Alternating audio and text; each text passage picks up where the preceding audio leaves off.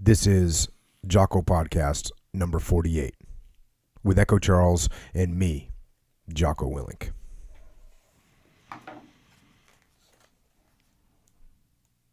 We found General Custer on the bluffs, and near him lay the bodies of 11 of his officers.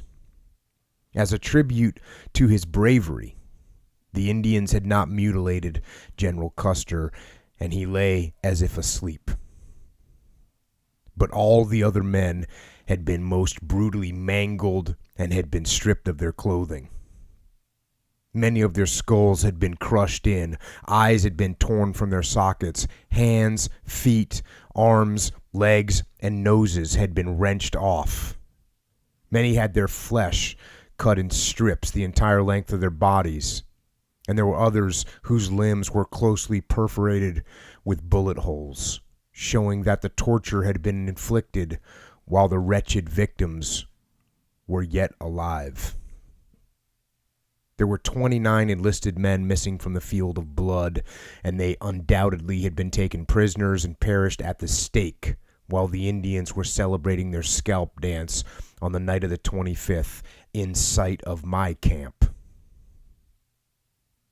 Lying almost at Custer's feet was young Reed, a nephew of the general's, who had been visiting him at Fort Lincoln and who had pleaded to go on the campaign where this handsome lad of 19 met such an untimely fate.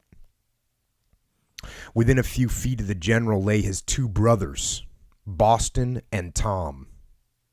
There was in the whole army no more popular man than gallant Tom Custer. He was young, handsome, a prince of good fellows, and full of that bravery that even characterized the Custers. He had served with distinction during the war and had fought frequently before been engaged in Indian fights. As we approached him, we were horrified to see that his body had been opened and his heart torn out. Thus I know that the vengeance of Rain in the Face had been at work. Several years before, Rain in the Face had murdered 2 white men of our fort and afterwards boasted of it in the reservation. He was arrested and brought to trial by Tom Custer. But before the time appointed for his case had arrived, the wily Indian had escaped, sending back word to Captain Tom that he would be revenged by cutting out his captor's heart. Rain in the Face kept his word by literally tearing out the heart of young Tom Custer. Near these 3 brothers and their boyish nephew lay their brother-in-law, Lieutenant Calhoun, who had fallen on the skirmish line. Custer's command was completely annihilated, not one of his men escaping. Good evening, Echo. Good evening. And that right there is an excerpt from a book called I Fought with Custer, which is the story of Charles Windolph, who is a young private that fought with one of the other companies in the same 7th Cavalry Regiment that General George Custer led. General George Custer, who was killed at the Battle of Little Bighorn, where he fought the Native Americans, including our friend Wooden Leg, who we heard from on podcast 45. But the opening section that I just read wasn't actually written by Private Windolph.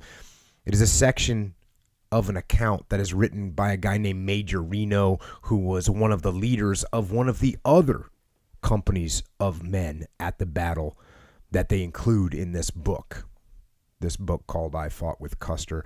And this was obviously a brutal battle. And my goal, as always, I shouldn't say as always, but my goal, or where I like to focus, is not so much on what details happened in the battle, but what details happened with the human nature in the battle, the people, the leadership, the decisions. And we got some good understanding about the Native American perspective from Wooden Leg. But now let's hear a little bit of what it was like for the troopers.